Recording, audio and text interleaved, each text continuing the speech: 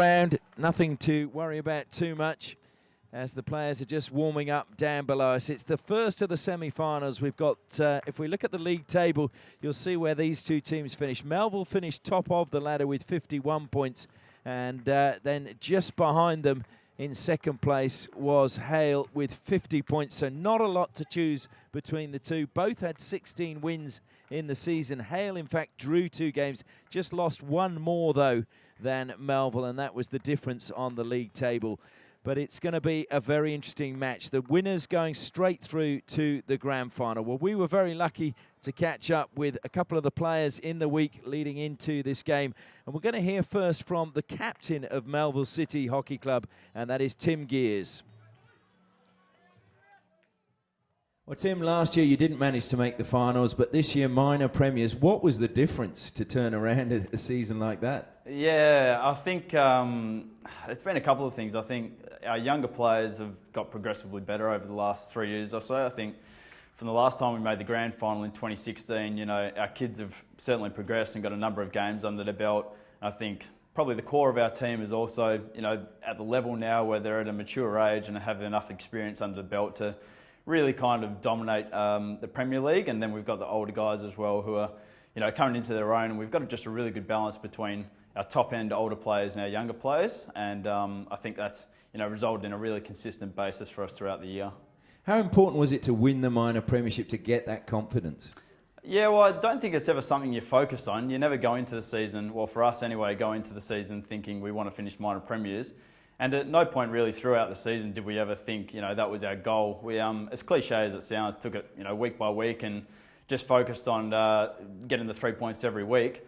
And I think you kind of get into a routine and a confidence within the group and an expectation to go out and win every game. And then thankfully by the end of the year we found ourselves on top, which is, you know, a really good result for us.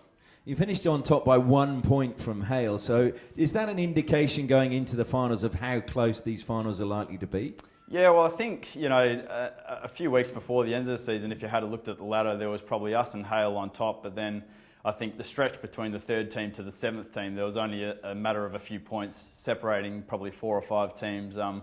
Towards the end of the year, obviously, us and Hale ended up pulling away. But I think it goes to show just how tight the competition is. And if you look at the results, I don't think you'll find too many games where many of the final teams blew one another out of the water. So I think certainly this year more than others, anyone can win it in the finals. You mentioned 2016 when you were in the grand final there. Unfortunately, you lost that one. Does that still hurt and rankle? And does it a situation that you're going to use to your advantage this time around? Yeah, well, unfortunately that year our Australian goalkeeper Tristan Clemens decided to get married on grand final day, which wasn't an ideal start for us in our club's first ever grand final. But look, to their credit on the day, WASPS were far superior to us, and we were probably a little bit, you know, wet behind the ears in terms of our experience level. It was our first ever grand final, but since then we've had a couple of years and a couple more goes at the finals, and I really feel this year we're ready and more experienced and know more what finals hockey is about to prepare to win our first ever grand final, hopefully. What would it mean to the club? You've been there a long time now and your family's been involved. I mean, what would it mean if you could lift it? Yeah, well, it's funny you mentioned my family. I think all 4 of my brothers play, and my dad's played. My dad was president for about 10 years, and I think I started playing when I was about age 10. So I've been there for basically, you know, 3/4 of my life nearly.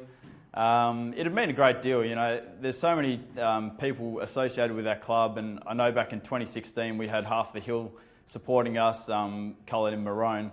And there's just so many people behind the scenes and so many fantastic people involved in our club, and it means so much more than just you know, the 16 players taken to the pitch for the Premier League team. We've got a massive support basis behind us, which we're hopefully going to win the grand final for. Well, Tim, thank you very much for your time. No worries, thanks for having me. Well, that was Tim Gears, the captain of Melville City Hockey Club, and as you heard there, they're hoping that they can get through to the grand final. They've never won a premiership, having lost that final in 2016 against WASPS. They're looking to go one better in 2019. Well, standing in their way tonight is Hale Hockey Club, and we were lucky to catch up with their captain too, and that is Justin Knapp. Well, Justin, a record-breaking season for you personally by breaking the most appearances in the first grade for Hale. That was in the opening round, but did you suspect then that the club was going to have the season it's had? Nah, I don't think you foresee seasons like this. I think all the plans have come together. I think individual accolades are a minority in things that you look for and trying to achieve. For us, it's about team success, and we've really put the effort and the time and the effort on the park just to really string some good performances together. What has been the big difference this season and the key to that success? I think a massive difference would be Stanny from day dot. He really instilled a purpose amongst the group, stemming right from the juniors coming through to the more established senior players. They were all given tasks, we all had jobs, we all had a purpose, and it was about building a team culture. The success would come if we gelled as a group, put good performances out in the park and put the points away. But on a whole, it was the off-field that we were trying to establish and a real good culture.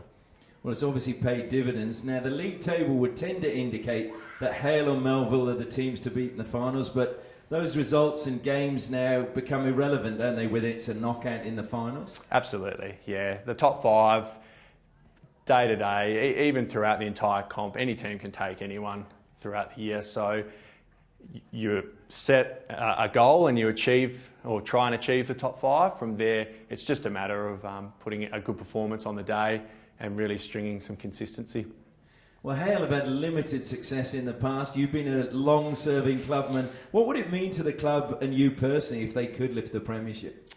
Oh, it's amazing. I was lucky enough several years ago to know what it feels like and to be a part of what I look as a real core group of guys who set me up and put me on a journey in my club hockey.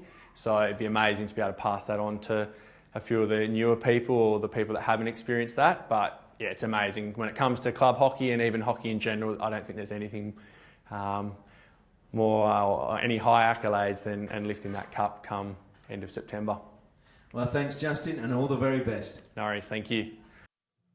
That was Justin Knapp, the captain of Hale Hockey Club. And of course, if we look at their record, they've just had the one premiership. That was in 2010. They lost the grand final in 2007.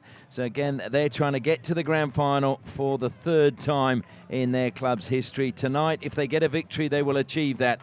But it's now time for us to turn our attention to the two teams and the players to look out for. Well, Tim Gears, as we just heard from, their captain, is definitely a standout player. He's had an outstanding season, as he has for the last couple of seasons, and he will be a key player for Melville. Also alongside him, Tim Brand, wearing the number 19, obviously a Kookaburra and a key player for them amongst the goal-scoring ranks. But when it comes to goal-scoring, James Day, wearing 25, is the leading goal-scorer for Melville. 18 penalty corners he's scored this season, and that is the most by any player in the men's competition. So he's going to be a real danger. And another player I think you need to look out for is number 14. He's only young, but he is a talented player, and that is Justin Shonken. Turning our attention to Hale, well, there's a couple of changes from the lineup you've got there. There's no Lachlan Austin wearing Ashton wearing number 10. Charlie Norman comes in for him, and there's no Claxton either, replaced by Jorgensen wearing number 25. Players to look out for Hale, though, in my opinion, you cannot go past Liam Flynn. He's the leading goal scorer in the tournament, and he combines so well with number 1 Alec Rasmussen, and they are a potent force up front. You've got to also look at Tim Deven and Josh Belts, both with international experience, and they will call upon that and look to control the midfield. But another young gun to look out for is the number 3, Braden King. Well, we have Melville coached by Craig Wilson. Craig Wilson appointed in 2018, had a spell playing for Melville and won a premiership with Vic Park. So he has the credentials to take them all the way. And if we look at Hale, Dave Staniforth is their coach. Again, former South African player, played for them between 2001 and 2005 as a goalkeeper and was away for the semi-final at the weekend with the Kookaburras helping out in Rockhampton as they qualified for the Tokyo Olympic Games. Our umpires for this game, well, we've got Melissa Trivich and also Jordan Moore, and we wish them all the best because we need the umpires to have a good game for it to be a really good spectacle. I'm Ashley Morrison, looking forward to bringing all of the action to you tonight. And of course, we will then have the final semi-finals on the weekend in the women's competition and the men's. And then in a week's time, or rather just over a week's time, we will have the grand final of both competitions. And that is courtesy of our sponsors, Tiger Turf. 3 different systems, unfilled, dressed and filled. Kookaburra, Hockey's #1 partnership. Danks Furniture, proudly West Australian, quality home furniture. And Ausdrill, bringing more to mining. And, of course, FMG, the new force in iron ore. Well, the start of this match not too far away. The warm-up has finished, and we're just waiting to get proceedings now underway. It should be an absolute cracker. There is so little to choose between these two teams.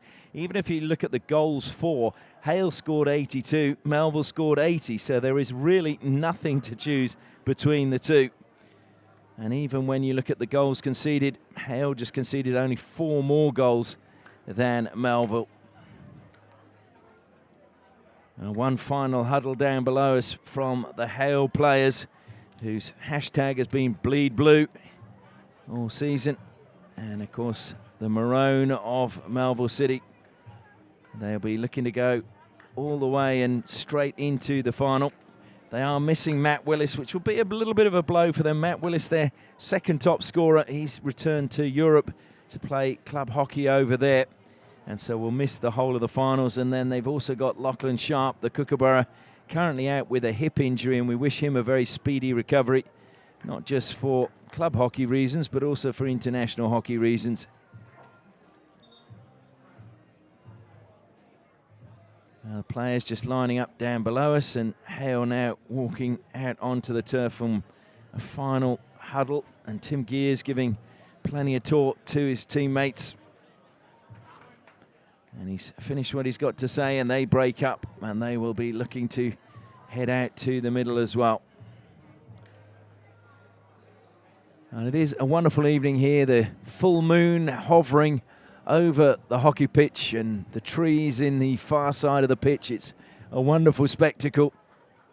And as I mentioned, just a slight breeze blowing across the pitch. Nothing really to write home about, but it'll be a nice cooling effect for the players on what has been another wonderful day here in Perth. Quite warm, in the high 20s for this time of year. Now the players are out. We now just need the umpires to make their way out. I'm just trying to see where the umpires are. Down below us, they've disappeared. You can see Lachlan Sharp down there on the bench. So obviously he's here to lend his encouragement to his teammates. Here we go. Umpires were just checking the goals. And a place in the grand final up for grabs for these two teams. We will know in an hour's time who will be playing in the 2019 grand final. Neither of the teams that contested 2018 were in the final, so it will be a new name as Melville get us underway. Immediately thrown to the air and long by James Day. Brought down brilliantly, though, in the defensive line by Braden King. And King, that just went up off the stick and to a very delicate region.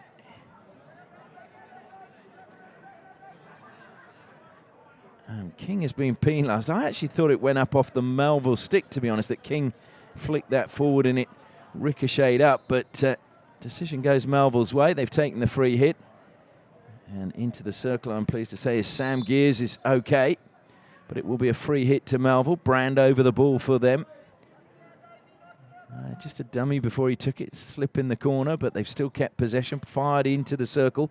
Comes to Melville. Laid back. Brand is there. Great steal in front of the goal. That was outstanding defending, but it's still alive for Melville. Comes out wide. Shot fired in. Great save off the pads, but deflected into the defender from Ben Rennie. So the first penalty corner of the match goes Melville's way. Just over a minute gone, and this is a really good chance for them to open the scoring. As I mentioned, James Day, 18 penalty corners scored in the competition this season in 22 matches.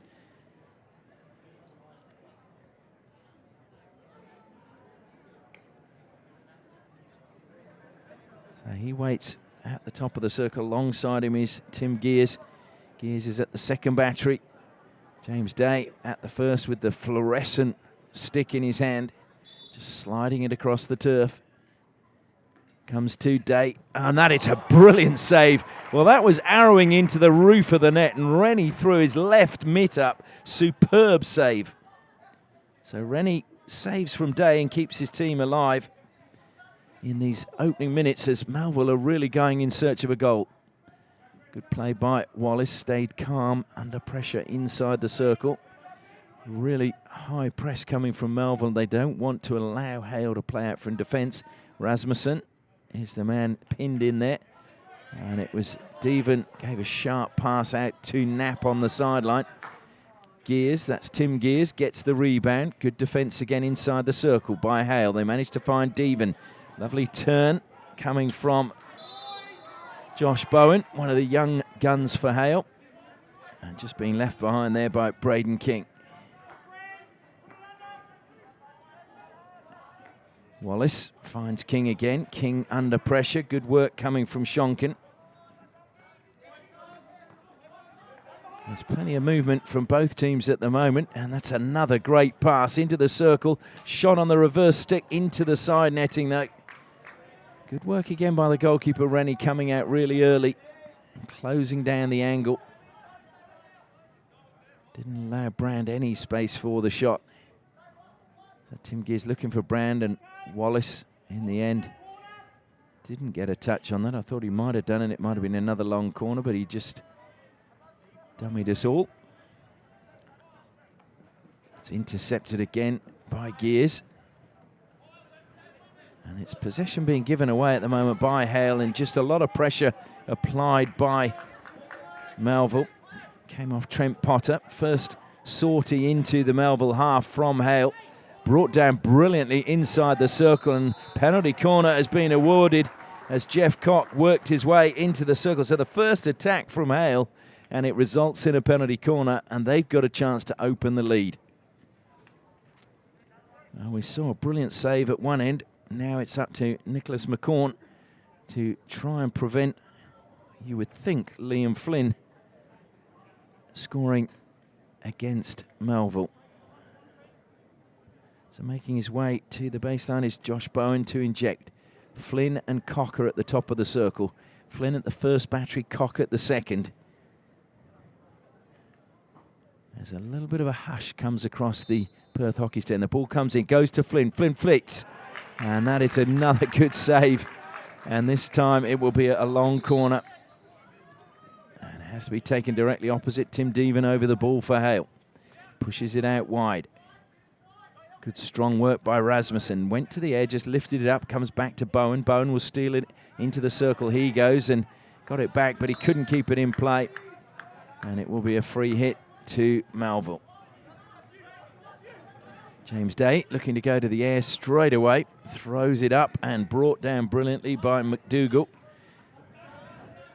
Nice little deflection by Knapp over the side, breaking up the attack.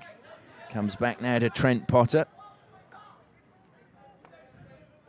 Trent Potter, the younger of the two Potter brothers in the Melville setup. James Day looking for the lead further forward. Again, it's good work being done by Shonkin. Shonkin trying to bulldoze his way past three players, and somehow Melville thought they'd come up with the ball with Tim Brand, but illegally, according to the umpire. Now, can you believe we haven't even had 5 minutes yet, but it's been end to end, it's been thrilling, as you would expect in finals hockey. Potter over the side it goes. Belts calling for a ball. One came from behind, but he was looking the other direction. Josh Belts looking for Deven, but ahead of him was Flynn. A little bit of trickery coming from Flynn. And in the end, the decision goes the way of Melville. And once more, James Day wants to get on with things quickly. James Day, who used to play his hockey in the ACT for Old Canberrans.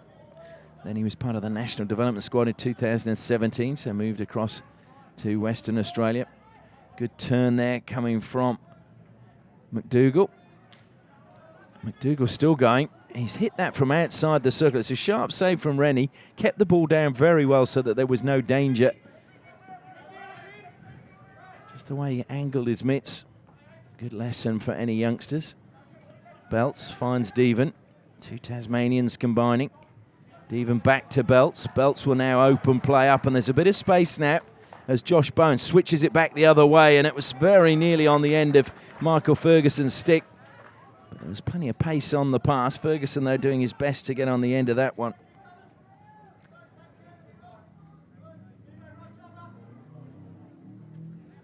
Day this time sweeps it low up the pitch, almost a sort of slap pass. Left behind now for Trent Potter. Trent Potter goes back to Day. And Day plays the square pass in the defensive line to Ross Hall.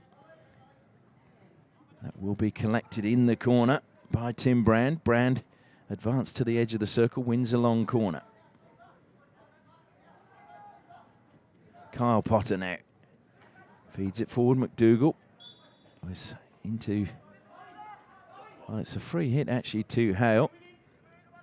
I think it was the back of the stick as he went for the tomahawk, or the reverse stick into the circle. Just caught the back of the stick. Bowen hits the turf and eventually gets the decision for a little nudge in the back.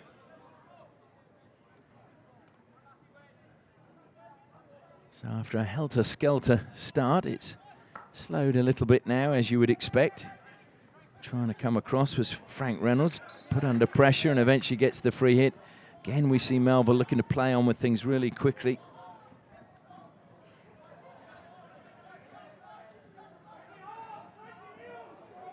Good work down the right from Hyder. Melville ball from the side. That's a brilliant tackle by Wallace right on the baseline. He had to make that as the ball was lifted in the air into the circle. Good work again by Tim Brand. Brand now comes across to take the free hit. Makes sure it goes the 5 meters, then tries to create some space. Plenty of blue shirts following him all the way as the ball comes out now to Ross Hall. Potter, and it's gone off the foot of Flynn and over the side, so a free hit again to Trent Potter. Trent Potter happy to come backwards, and a little bit of pressure now from that mistrap by Ross Hall, but he showed all his experience and just dummied to go inside. Stolen by Braden King. King cleverly into the foot, looks to play on. In fact, just takes it to the 16-meter line and then will throw the aerial pass to Belts. Belts brings it down, and Day penalised for coming into that 5-meter space before Belts had brought the ball under control. King again was screaming for it on the left-hand side.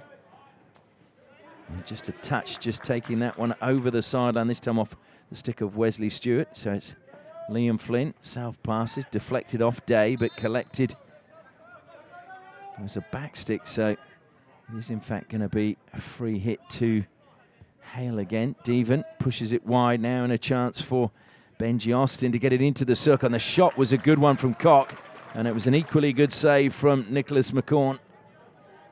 So again, calling for the ball, and ball patrol just waiting, I think.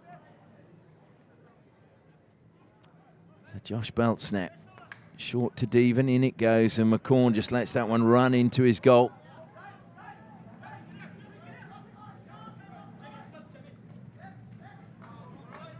Into the air it goes, and this time it's Wallace who's penalised, coming in front of Tim Brand. Tim Gears looks to take it quickly. He's given possession straight to Josh Bowen. Bowen can't get past Gears, though. Good combination play between Knapp and Devon. Over the side now, off the stick of Day. Devon again. And that's a good pass to Josh Bowen. Bowen was looking to go on the reverse stick, and Day just pounced, and over the side the ball goes as we approach the final 5 minutes of this first quarter. And that's just run away from Bowen. And if you look at the form of these two teams coming into this game, last 5 games of the season, Melville lost their last game of the season. That was to Hale. Won the 4 previous games, and they were actually unbeaten in 16 games up to that point. As break forward now into the circle, just left the ball behind there was Ryan Hyder when it looked as if he was going to get a clear run at goal. Bowen does well to just take the ball away from Frank Reynolds. And there's a chance for Hale to break forward, and it just goes under the stick of Liam Flynn. And if we look at Hale, well, they've won their last 5 matches in a row, just lost the 6th match to UWA. So Melville had a brilliant second half to the season, just dropping that 1 game to Hale. You just wonder how much psychologically that will play in their minds in the match today.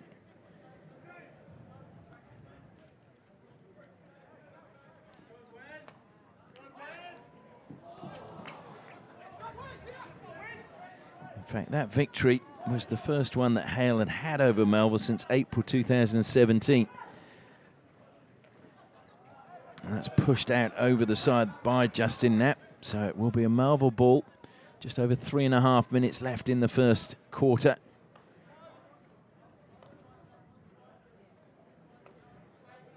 Plenty of space now as the ball comes to Matthew Tate. Tate pushes it wide and it's carried forward by Forbes. And over the side it goes, Hale ball. Moses leaves it behind. Moses with the headgear.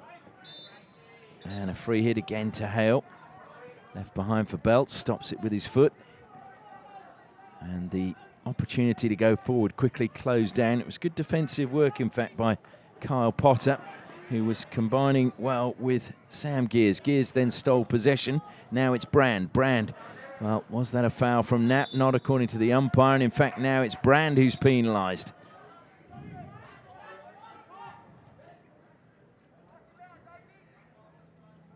Justin Knapp just slowing things down and just checking that it's the right spot with the umpires, and they're happy. Comes to Wallace again. Good pressure once more being applied by Frank Reynolds in the midfield. Bursting through the centre was Bowen, but there were just too many maroon shirts, and the decision goes Belts' way. The Melbourne fans not happy. And there were a lot of hands on heads on the bench down below.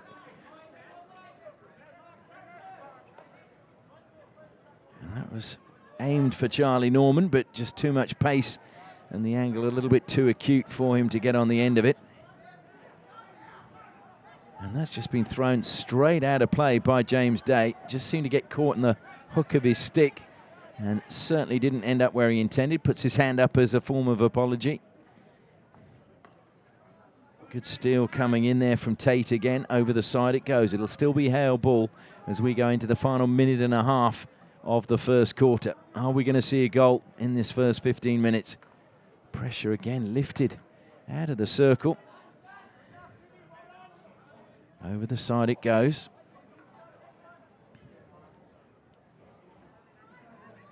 Belts, good lead from him. Then just backs off and creates some space for himself. Good pass as well, picking out Benji Austin. Austin's short pass is collected by Sam Ashton. Ashton trying to get into the circle, just denied right on the edge. And Austin this time just tried to lift it. And there's a slip, and Day will come away with the ball for Melville. And Devon just intercepts it as it was going the aerial route down the line.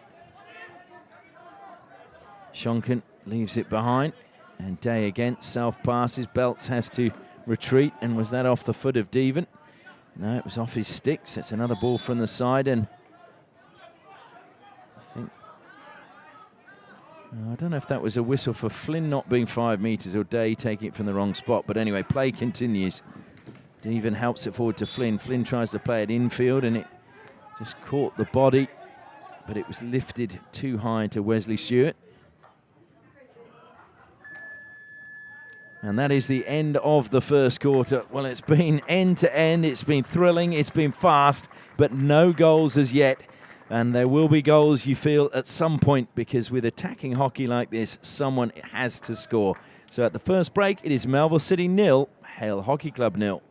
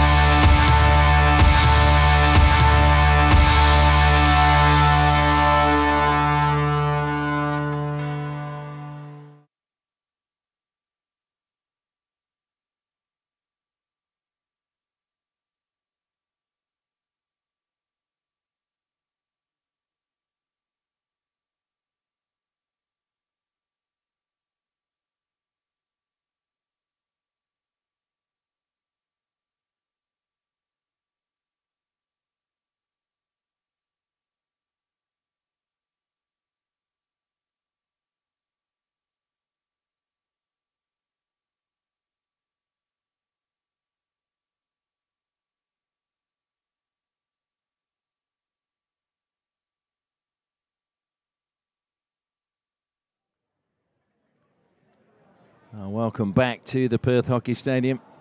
First quarter break coming to an end. Hale all surrounding their coach down below us, Dave Staniforth, and listening intently to what he has to say. Well, they managed to withstand a really strong amount of pressure early in this match, and then they managed to create some opportunities of their own. But you just wonder how important that save from Ben Rennie was from James Day's penalty corner. It was a flick with pace and plenty of height, and it was a superb save from Ben Rennie, the goalkeeper for Hale, former Scotch College pupil. So second quarter about to get underway. Brand self passes, moves laterally along the centre line. Potter brings it down. That's stolen away, and a chance to go on the attack for Patrick Welsh. Welsh trying to weave a little bit of magic along the baseline. Appeals for something from Tim Gears. He'll get the free hit now as Devon has to retreat. Quick pass, but Wallace was there. And Wallace plays it out wide. It's given away again, though, by Hale as they try to play it out of defence. Devon trying to add a little bit of composure as Bowen has the ball. Comes back to Bowen again. Now Devon, he was put under pressure once more. Bowen almost lost it. Devon helped him out, but then Gears comes back, steals it back for Melville. Got his foot hooked by Josh Belts. No complaints, looks to play on and lifted it into the body of Josh Bowen. So possession goes back to Hale.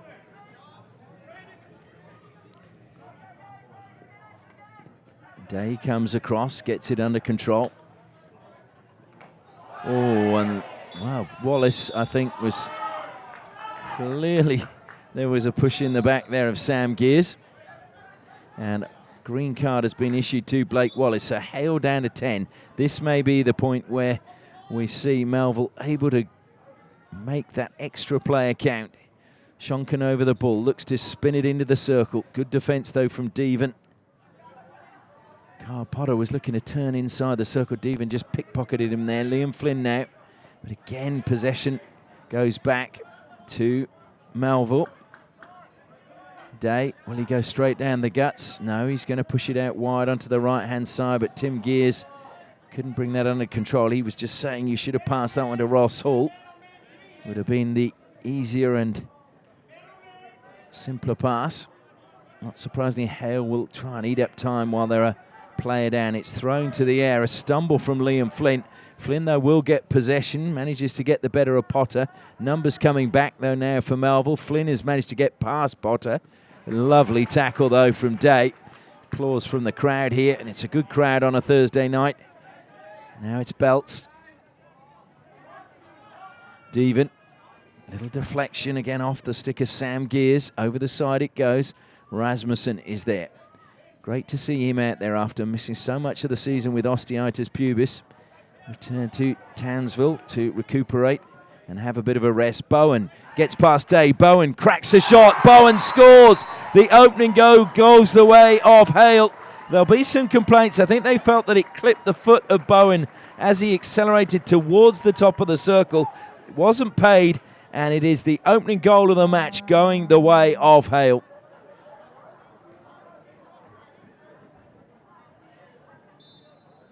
Well, that is, you would almost say, against the run of play. Melville have dominated everything so far. They've been doing most of the attacking. Probably just the third attack of any meaning that Hale have had. But Josh Bowen firing it home. He's part of the Western Australian under-21s team. He was a shadow player for the Australian schools side back in 2013, Josh Bowen.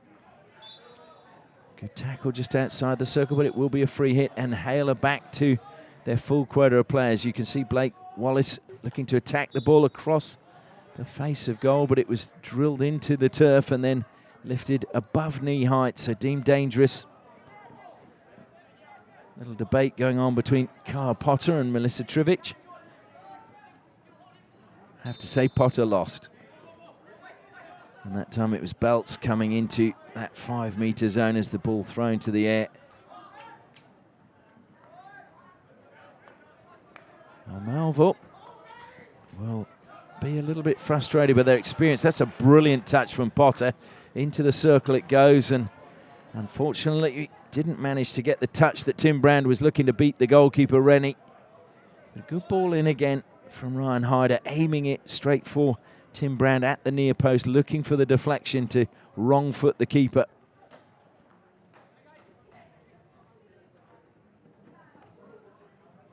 Good defence again from Tim Gears. Almost 5 minutes gone in the second quarter. That's great anticipation. Stolen back brilliantly by Dylan Forbes. Forbes played a good ball across to the top of the circle, but in the end, Belts was there. Tim Gears not happy with the decision there. It was a slap of the thigh in frustration.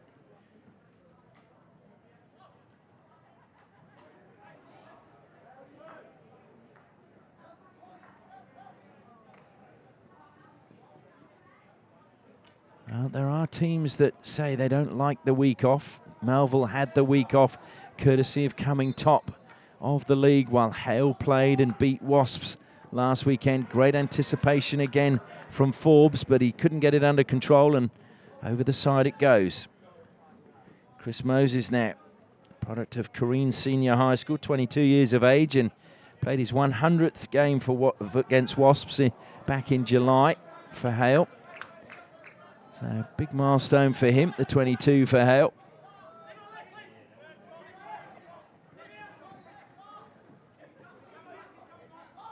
So Day taking his time. Flynn comes in to the air again. Brought down by Patrick Welsh. Manages to get it forward. McDougall. Welsh from the side. Two players in front of him. That's a very good pass. And it was great control also from Frank Reynolds on the edge of the circle. Frank Reynolds, who tends to be known as friendly.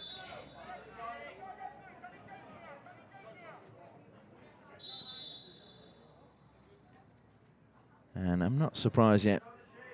Tim Gears has been doing a lot of talking with the umpires. Of course, he does umpire a lot of games himself, so maybe feels that he is the third umpire today, but when you have your team colours on, you've got to put your whistle aside and let the officials get on with it. And Melissa Trivich just saying, I'm in charge tonight. Good steal from Belts. That was outstanding as it was heading towards the circle. Belts now accelerates over halfway. Great pass to Deven. Deven plays it into the circle, but nobody there, unfortunately, for Hale.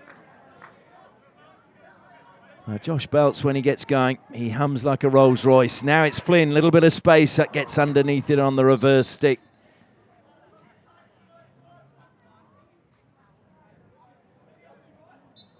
And Liam Flynn scored all 5 goals in that victory over Wasps. Takes his tally to 30 goals in the season in 23 games. Lovely turn. Brand away from Wallace.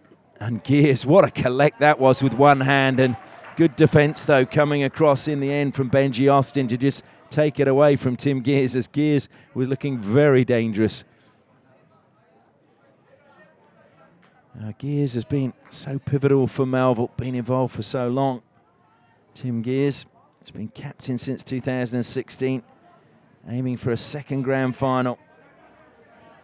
The loss back in 2016 really hurt. And I'm sure they'll be hoping that Tristan Clemens, their former goalkeeper, is watching from Chicago. Of course, he moved over there, announced his retirement from international hockey, went off at a really good post in America with his scientific research. Rasmussen, delicate pass to Moses. Moses gets the angles wrong. It may still break for Hale as they all converge on the ball. Just taken away, though, from Ferguson. And the free hit goes this time the way of Melville. And it's the Hale bench that are not happy. Day stole a few metres, and now it's the Melville bench saying that that's been taken too far back. Just under 6.5 minutes left in the first half. It's been pulsating, it's been thrilling. Good work again, coming across. Belts coming together with Frank Reynolds. That wasn't quite so friendly. Belts again jumping in the air, brings it down, was stolen away from him by Tim Brand, and taking a tumble is Deven rather spectacularly. Gets the decision, plays on, and Brand now has got a green card. And that was just the frustration, I think, of the decision before, which I have to say I think Tim Deven made look a lot worse than it actually was. Probably was a free hit, and that's maybe the thespian skills of Tim Deven frustrating Tim Brand. Given away at the top of the circle. It will be, though, a free hit out wide. Moses waiting for the ball.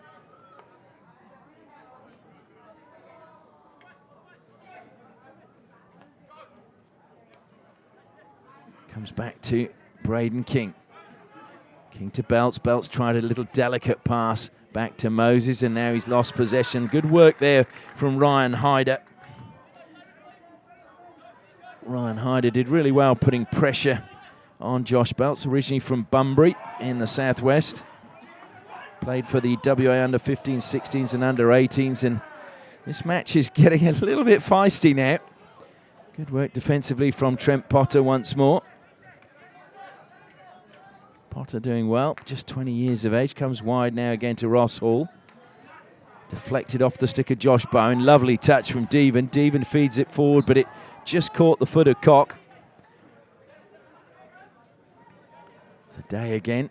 Just a little flick of the wrists. Goes out wide onto the left-hand side now. Chance to try and get forward from Frank Reynolds. Over the side it goes, and Reynolds gets the decision, although Hale felt it was theirs. Certainly Rasmussen did anyway. Reynolds continues to go forward. Delicate pass forward. Moses dispossessed. Comes back to Reynolds again. Melville would want an equaliser before the half-time break if they could get one. They've got a free hit just outside the circle. We've got 4 minutes left in the first half.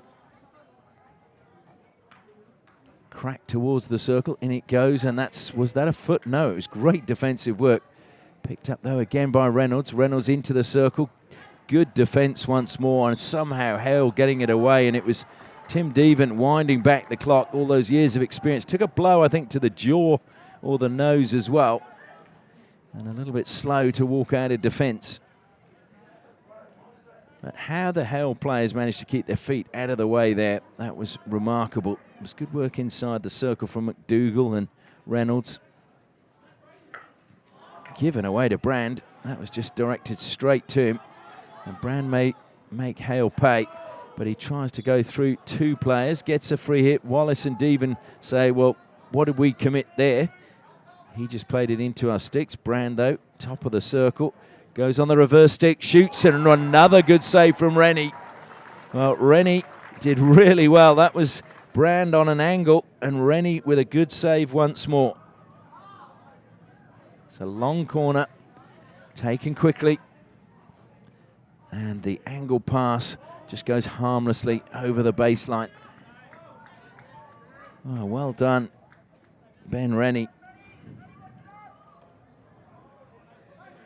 Actually is known as an indoor goalkeeper, Ben Rennie. Yeah, he actually says he prefers it because he feels you can contribute more to the team indoors than outdoors. Well, he certainly contributed to his team in the first half here. Two outstanding saves that have prevented Melville getting a lead and also getting back on level terms. Rasmussen, it just deflected up, and then Frank Reynolds managing to convince the umpires it was dangerous, so free hit to Melville. Kyle Potter on halfway. Pushes it wide. Knapp will come and try and cover the run of McDougall. McDougall can't get the better of Knapp and goes over the baseline. It'll be a long corner. Stepping forward for this is Dylan Forbes.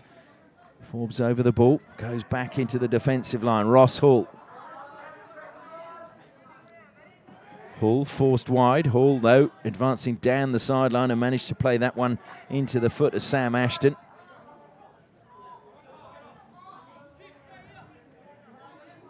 Ross Hall again. Down the line it goes. Trying to create something good running this time coming from Forbes. Forbes along the baseline wins another long corner. Taken quickly by Hall. Goes deep to Matthew Tate. Comes back to Hall again. Will he play one in on the angle? Thought about it, then changed his mind.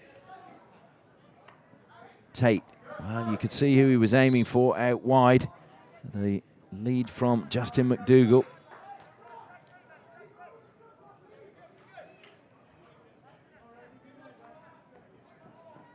And just deflected off the stick of Bowen. We're into the final minute of the first half. It is Hale leading by a goal to nil at the moment. Melville have done most of the attacking in this first half. Good turn from Tim Gears. Gears tries to play it into the circle, but Belts pinches it for Hale. And trying to play it out from defence. Day steps forward, anticipates well. Day, flashing stick, goes forward, but Knapp gets the touch, plays it over the baseline. Day now wanting to take the long corner quickly. Glances at the clock. Another deflection. This one is a good one from Braden King. Calling for the ball so that they can get on with play really quickly. Tim Gears over the ball now. 15 seconds left. They're going to need to get it in. Ross Hall goes out to the left-hand side. Tate now slides it in. It goes all the way through. There was a touch off a Hale stick, so it'll be another long corner. This time, Tim Gears, not sure it was on the line or stopped, but he played on with it. The umpires were happy. The hooter goes, and that is indeed the end of the first half. And it's been an absolutely thrilling match, as you would expect. But there's just one goal separating the two teams at the moment, and that was scored by Josh Bowen in the 14th minute. So at half-time, it is Melville City Hockey Club 0, Hale Hockey Club 1.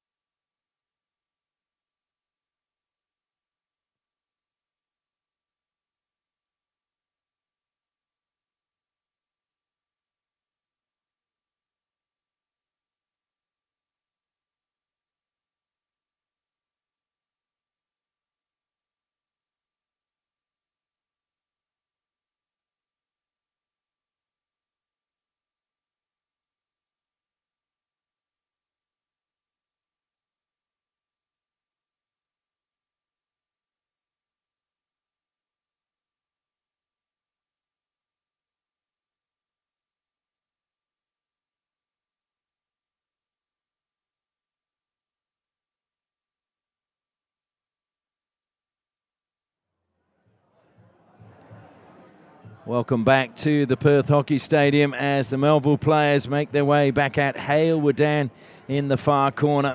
Melville just stayed on, well, just in front of their bench, really, for their halftime talk from Coach Craig Wilson. And you could hear him say, I'm not sure if you could hear him, but we could hear him saying, they are hungry for it. So we've got to compete as much as they are competing. And it has been an absolutely thrilling match so far, as you'd expect. A place in the finals up for grabs.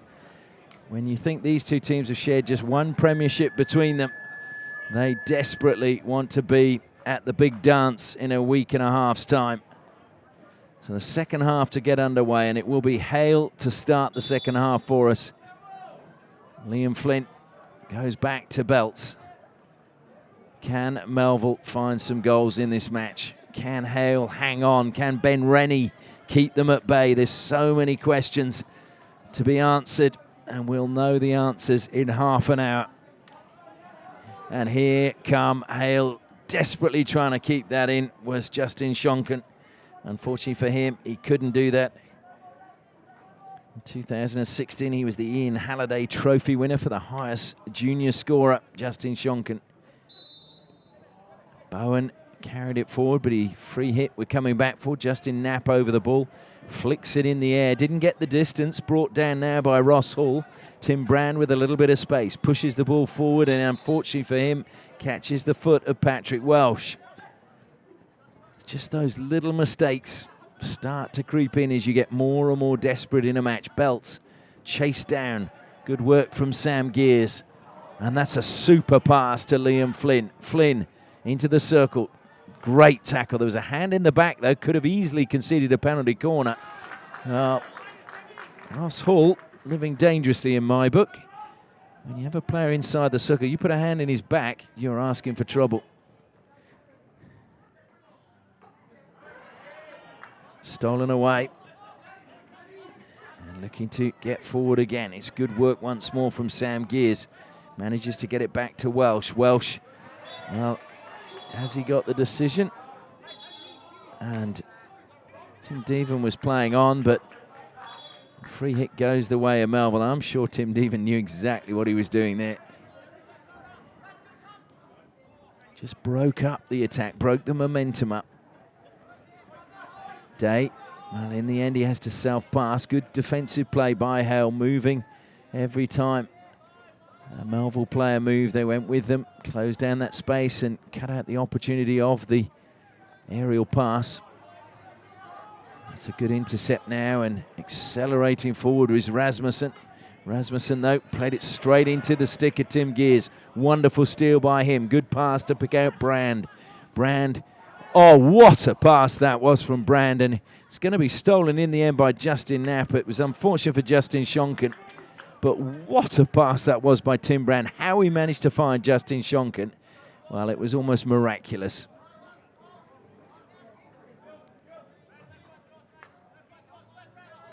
Comes back to Day again. Hale just sitting off at the moment. Thrown to the air. Deven comes across. One hand on the stick to just play that over the side.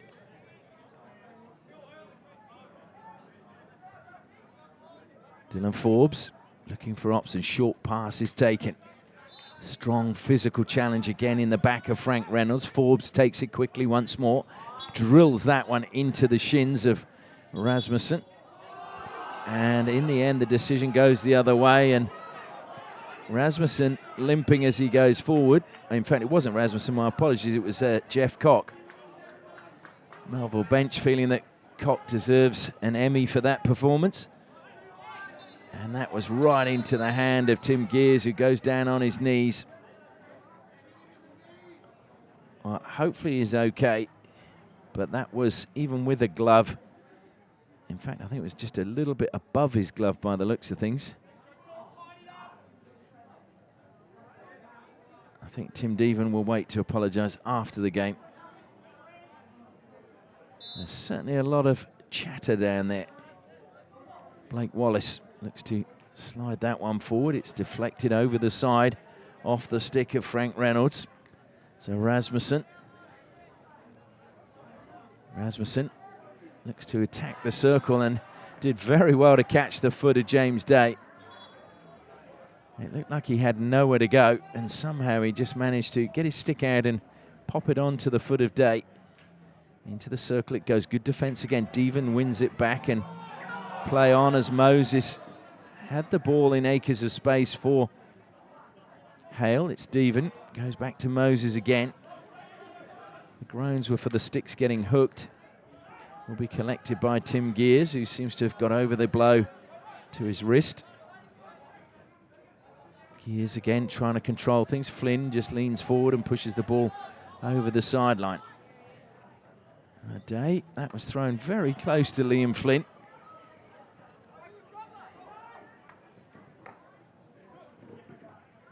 Just taken away from Josh Belts. Chance for Melville to break. Good skills again being shown by Sam Gears, and Sam Gears wins the free hit, loses his stick though. He's picked it up now. Brother Tim over the ball for Melville. Got an option out wide on the left. In the end, he will leave it to Day. Rasmussen comes back. Day slides it straight through. Saved by Rennie. Off the post it went, although the long corner's given. It must have come off the goal, in fact. Rennie just letting that one run because there was no touch in front of him from any of the Melville players. Need to get it into the circle. It's gone towards the penalty spot, but it's ricocheted out. Comes to Trent Potter. Potter tries to turn. Caught close attention, but it goes into the shin pad of Tim Deven. It's another free hit to Melville as we've just clicked past 5.5 minutes in the third quarter. Day again aims for that near post, deflected off the stick of Belts. It'll be a long corner to Melville. Deflected away. Whose stick did that come off? Wallace not complaining. For a second it looked like it might have been off the stick of Ryan Hyder, but I think it was Wallace. Wallace gets a touch there. He's put under pressure again by Hyder. He's given it away inside the circle. Shot on the reverse stick, blocked well by Wallace, but the ricochet up in the air makes the ball dangerous, and it is a penalty corner again now for Melville, their second of the match. And I mentioned before, James Day has scored 18 goals. They've scored 24 goals from penalty corners in the season. Day having scored 18 of those. He was only denied in this match by a brilliant save from Ben Rennie. And that was in the opening minutes of this match. He's waiting now, top of the circle. Alongside him is Tim Gears. Rennie is going to have to be on top form, you feel, this time to keep James Day at bay. Out it comes, goes to Day. Day flicks and it goes in this time, and they've got the equaliser. Looked as if it took a slight deflection on the way through, but James Day has pulled it level for Melville, as you felt that he may well do. And that is just what Melville City wanted. So we are all square once more. And Hale have it all to do again. Hale, who'd conceded the second most goals in the top 5. Melville, who conceded the second least. Over the baseline it goes, this time off the stick of Benji Austin. In fact, no, it's a 16. Austin must have touched it just after it had gone. And that's what the umpire was just actually explaining. There's obviously someone from Melville felt the same as I did, that it was maybe from the angle they were looking. It was a Hale touch that took it over the baseline. Played forward. Brand will collect this now for Melville. Faced with Wallace. Brand into the circle. Still has the ball under control. Wallace in close attendance. Brand was looking to try and spin and fire that one across the circle. He's got past 2 defenders, inching towards goal. Rennie's gone. There's nobody at home, and it's fired home. Well, Rennie overcommitted there. And in the end, it was just a really clear opportunity as the ball came out to the edge of the circle. And it was able to be fired home in the end. And a really good finish to make it 2-1 and 2 goals within a minute from Ryan Hyder.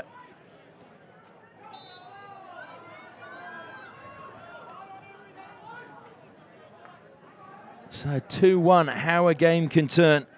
Literally, it was less than a minute. So Hyder with a field goal, but it was great work from Tim Brand. He should get a lot of the credit for the assist. Just the work he did to get along the baseline.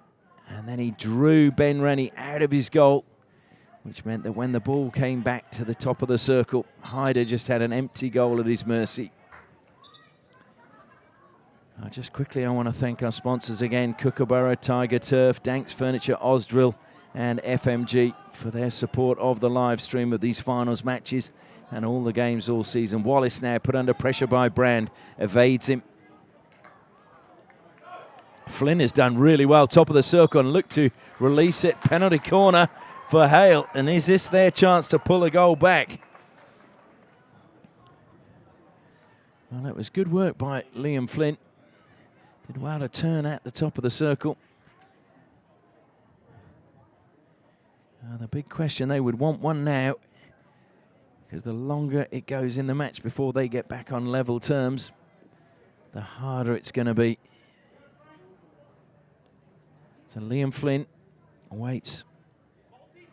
At the moment, looks as if he's going to be the sole man. Liam Flynn, 7 penalty corners in the season for him. Out it comes to Deven. Deven looks to hit it. Good save, McCorn.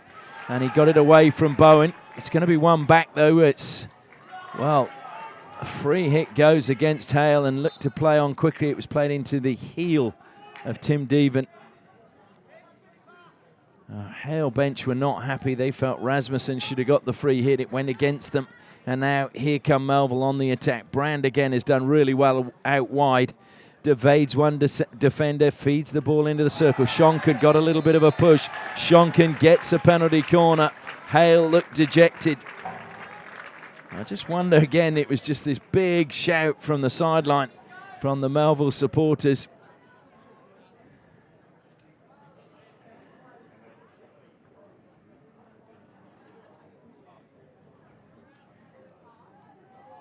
So penalty corner number 3 now for Melville.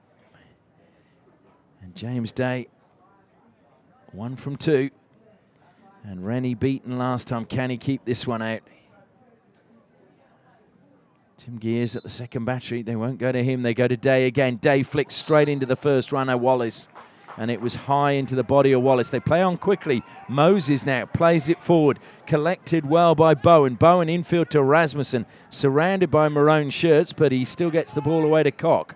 Koch now has 2 players in front of him and a good defensive play, but the free hit goes Jeff Koch's way. But look at the numbers back for Melville. They got back really, really quickly, and that's another good tackle coming in from Wes Stewart.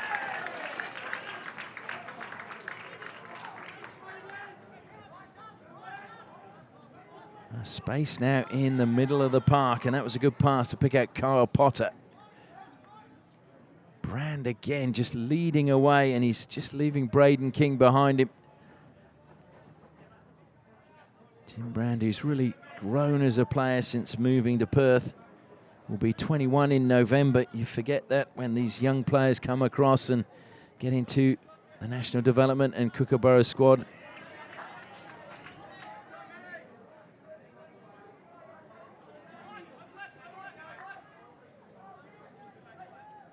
So 4.5 minutes left in the third quarter. A quarter that Hale were leading at the beginning. They now find themselves trailing. Good work again in the forward line from Charlie Norman. Norman gets past one, tries to get past a second, almost upended by James Day. Good work by Norman. Charlie Norman, who is again a product of the Como Secondary College. Comes from Northam in the wheat belt.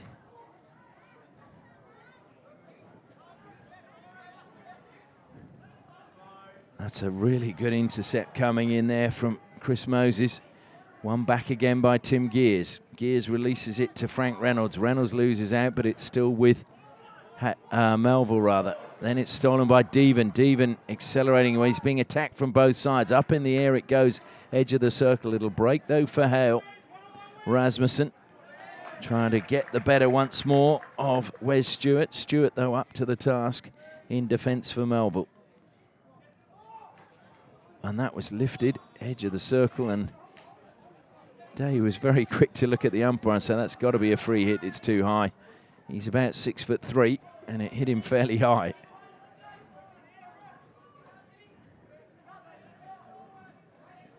Oh, was that a push in the back on Jeff Cox? Certainly he was pleading for it. Matthew Tate just gets on with things. Brought down again by Reynolds. Reynolds, as he advances, just looking what's available. Good tackle from Rasmussen. Rasmussen still trying to get the ball, but Reynolds comes up with it. Reynolds tried to find Brand at the top of the circle, and it just ran away from him. But I think some credit should go to Moses, who was like a shadow to Tim Brand. He was that close to him. That's going to be too far away from Bowen, and Flynn gives chase as it goes over the side off the stick of Day. Just over 2 minutes left in this third quarter.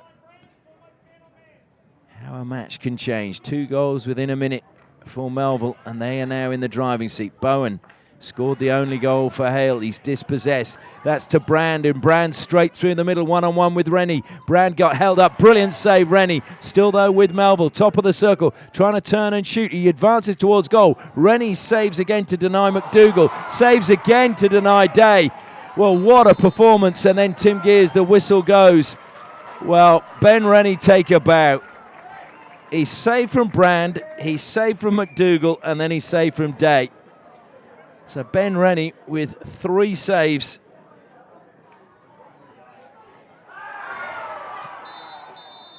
And we're going to see a card issued.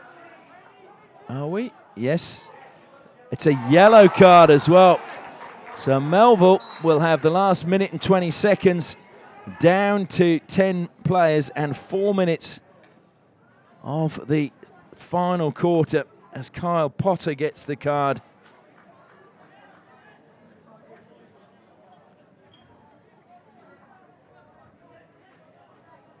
Now Ben Rennie, if Hale do manage to win this, he will have had a major part to play in it. A couple of fantastic saves, and now it's Bowen. Bowen lays it forward, across the face of goal. There were bodies there, and a penalty corner's been given. Well, Charlie Norman was ruining the missed opportunity as it fell his way, but a penalty corner has gone the way of Hale. So can they now convert? We're in the final minute of the third quarter. This would be the ideal time if you wanted a goal to score it. Bowen makes his way down to the baseline. Jeff Cock stands alongside Liam Flynn. Devon will stop for Cock, and it will be King to stop for Flynn. King stops, Flynn comes in, flicks hard and low to the left-hand side, and Liam Flynn has pulled Hale level just when they needed it. So it's 2 apiece, and it will be that score you feel going into the final break. Well, Flynn, just when his team needed it, managed to get the right flick with the wrists, and it was an awkward height for Nicholas McCorn, and it had plenty of pace on it. Well, I hope wherever you're watching, you're not going to leave your seat, because the final 15 minutes are going to be outstanding. If any of the first 45 are anything to judge by. And Justin Knapp just takes the free hit, kills the time, and lobs the ball to the ball boy. And that is the end of the third quarter. We go into the final quarter, and it is the last break of the game, and it is Melville 2, Hale 2.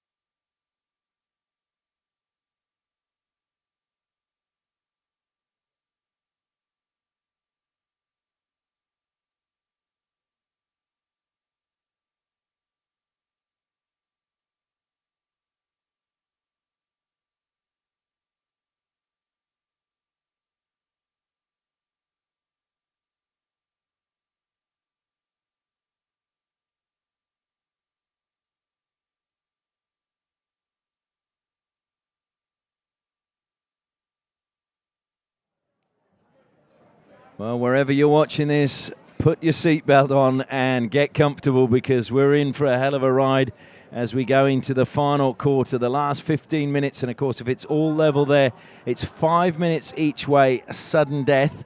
And then if it's still level, we go into a shootout. There is nothing to choose between these two teams, as there's been nothing to choose between them all season. Has one of them got another goal from somewhere, as Liam Flynn goes back to Belts? The final quarter underway. It comes across to Moses. Jeff Cock looking to cut infield and try and get past Forbes. But Gears has won it back for Melville. Tim Gears accelerated, the captain leading from the front. Moses could have been penalised but wasn't. Let's not forget, Melville are down a player. They've only got 10 players for the first 4 minutes of this quarter.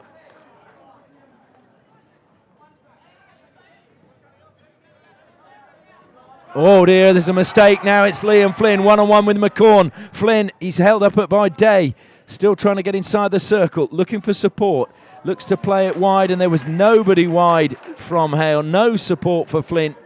And in the end, you have to say that's excellent defending coming from James Day, who just got goal side, forced Flynn to go and reverse into the defender, and he never even got a shot away. There's plenty of the old school hockey players will say, why did he not continue running and go on his forehand? So many players today, they get in that position, they immediately turn their back towards goal. And in a game like this, that could be crucial. Gears plays it wide to Brand. What an influence he's had on this match. Just his willingness to lead the line. And again, great skills around the circle. Gets another free hit for his side. Brand taking it into the corner. Going with him all the way, Sam Ashton. And Hale trying to steal it. They've done well. It is going to be their ball from the corner. Brand being told to retreat the 5 metres. Thrown to the air.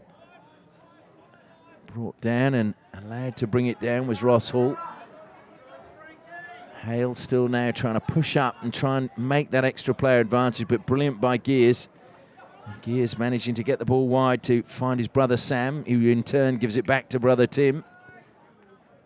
Good defence and stolen again by Sam Gears. Sam Gears beats one defender into the circle. Can't get past Deven. Deven concedes the long corner. Well, there are appeals coming from Sam Gears that maybe it should have been a penalty corner. Nothing doing, says Jordan Moore, the umpire. James Day now goes to get it into the circle on the angle. It wasn't collected cleanly and pinched away again by Sam Gears. Tim Gears forced backwards, manages to feed it out to Dylan Forbes. Forbes says, I'll take on Flynn. Forbes continues, leaves Flynn in his wake. Still with Forbes. Flynn got a touch and managed to have it momentarily before Frank Reynolds took it away from him. It's broken inside the circle for Melville. Sam Gears was there, and in the end, brilliant defence again by Tim Deven. That was just superb. A little mix-up again between Moses and Ashton. Moses had to retreat. Ashton now takes a tumble.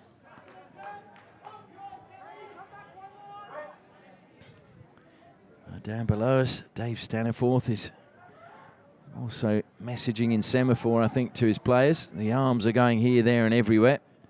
I certainly don't think he's trying to bring a plane into land. That's a good pass again. Norman, though, can't get the better of the defensive wiles of Dylan Forbes. Day. That's a great steal from Belts, and Deven steals it back again.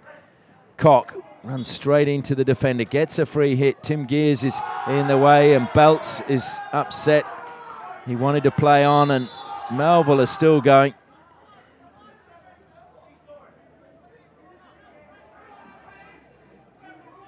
So it will be a free hit to Hale just outside the circle. Josh Belts saying, is this the right spot? I think it was a little bit further out, but he's been told that that is adequate, and it will do. Braden King now over the ball. King gets the better of Shonkin. King into the circle. Tim Gears will collect. Day has hit the turf. Tim Gears then tries to play it down the line, and it's a stick tackle. So pressure eases once more on Melville. Day will go to the air. Loves to go to the air, James Day, and it's been missed. A mix-up by the defence, and that was not good. Benji Austin came a long, long way forward, but a great recovery in the end. I think was that Charlie Norman getting back there. Shot will come in, but it's just outside the circle. Well, Sam Gears was just outside the circle, and I tell you what, nerves of steel from Ben Rennie, because many a goalkeeper would not have been that sure and would have actually made a save. And you can hear the hubbub of conversation around the Perth Hockey Stadium, debating whether he was inside the circle or not. But from where we are, I thought he was just outside.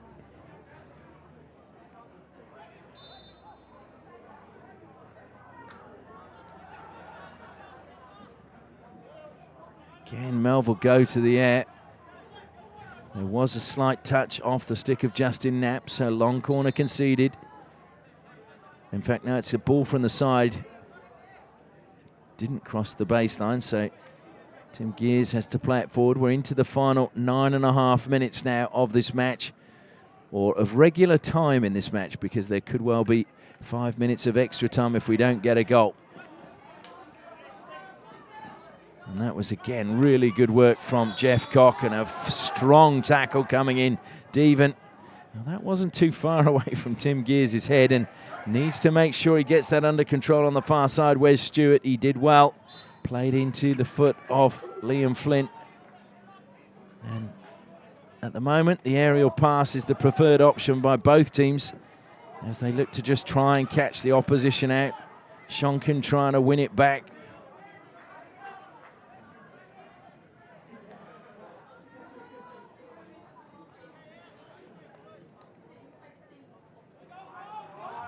Lovely turn from Josh Belts as Belts accelerates forward, looking for the return pass. He gets it, plays it first time. Caught the foot, I thought, just outside the circle, but maybe no, it was off the stick.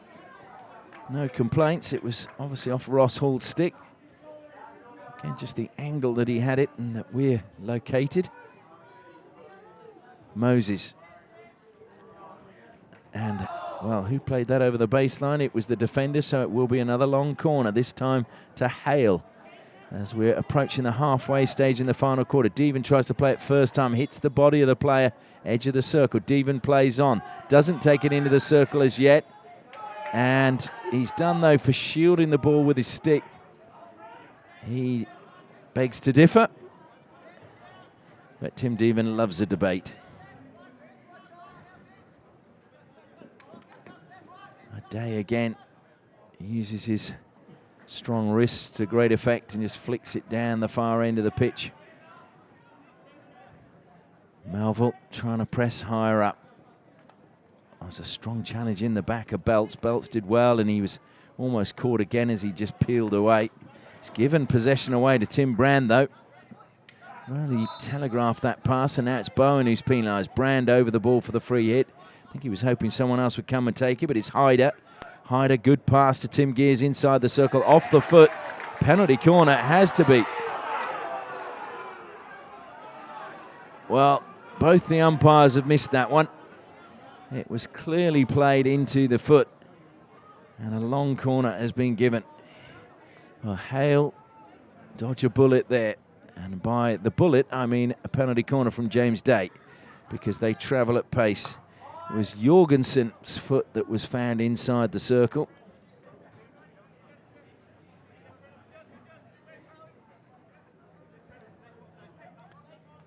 So the ball now arrives with Tim Gears. Flicks it out to the edge of the circle. Brought down into the circle they go. Good defence again from Hale and through the legs. That was superb. Breaking forward again is Jorgensen. Jorgensen trying to play it infield. Gears got a good touch coming back. Over the side it goes, though. Liam Flynn. Credit to Hale there. They looked as if they were done and dusted almost. It was great attacking skills from Melville, so structured. And a mix-up again, top of the circle, lack of communication.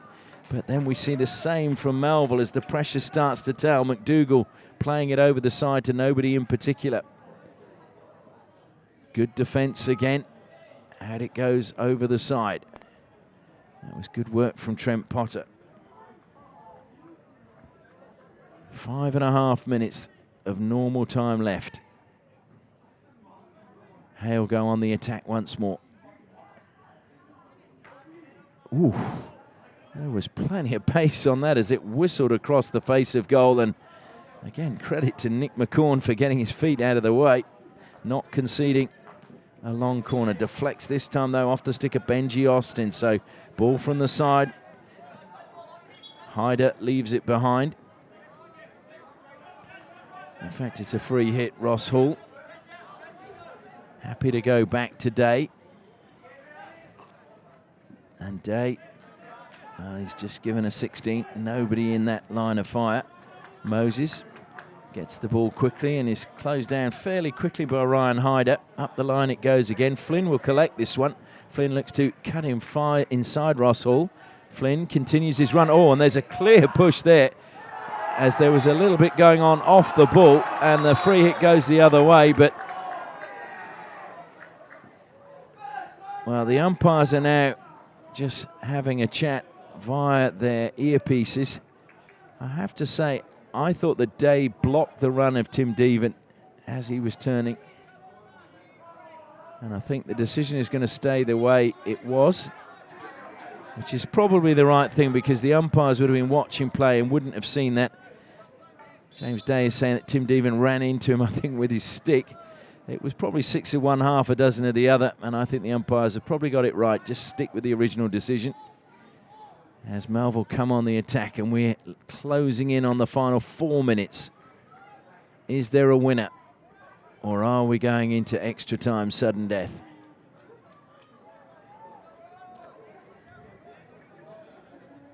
Liam Flynn, before today, had scored in 4 of the last 6 meetings. He'd scored 5 goals. He's now scored in 5 of 7 meetings and has 6 goals.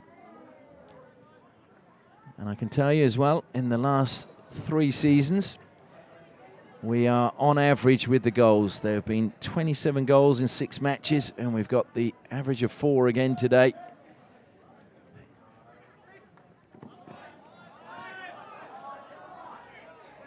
So Moses now from the side, and Hale players just shouting time.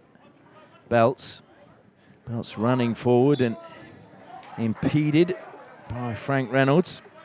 Belts was looking to play that early into the circle. There were 2 Melville players in his way, and good defending really from Reynolds and Day, as it's thrown long again into the air. Justin Knapp, the most capped player for Hale in the Premier League, brought it down under a little bit of pressure. As we heard from Justin Knapp before this game, he just wants these guys to experience a grand final. He played in it in 2010. I think he's the sole survivor of that team now, as it's carried forward again by Moses. Moses looks to go infield. Day read that well.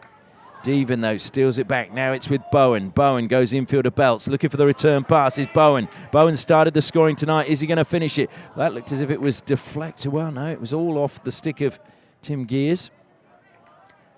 And it's stolen by Bowen. Bowen gives it to Flynn. Flynn will try and dribble his way through. Taken away from him, though. Gears now takes it down to the corner. Stolen again by Flynn, and free hit, though, goes Melville's way. We look down below us, Craig Wilson just telling one of his forwards to stay up, a long way up. And obviously when you've got a weapon like James Day, who can throw an aerial pass so far and so accurately, that's not a bad idea. Deven, though, comes wide to Bowen. Bowen faced with Tim Gears. Manages, though, to find Deven. Deven's pass infield, though, doesn't find Bowen. Bowen slips. And now up the line it goes. Chance for McDougall to bring it under control. Double team. Deven somehow stole it, but he's given it away dangerously in the midfield. Advancing now is Dylan Forbes. Forbes gets the pass away. Into the circle it goes, but it wasn't a controlled one from Kyle Potter. And it's another free hit as we're approaching the final minute. There's still just over a minute left in normal time.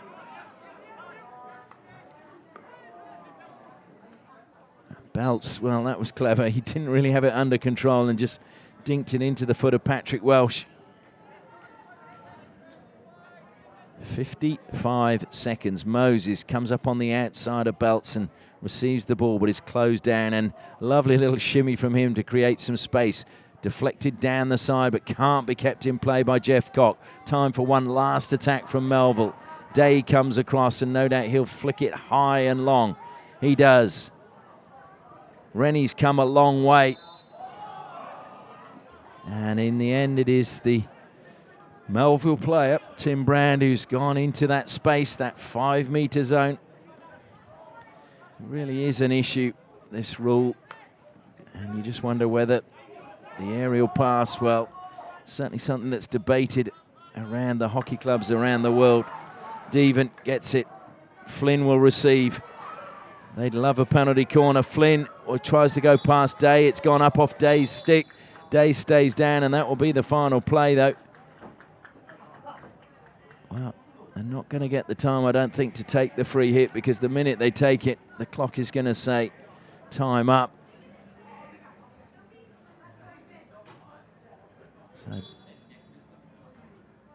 So yes, indeed, the umpires have said that is it, that is the time. So we are going into extra time. It will be 5 minutes each way. Sudden death. Whoever scores will win in those 5 minutes. And otherwise, we will be then going to a shootout. So the score at the end of regular time is Melville City 0, Hale 0.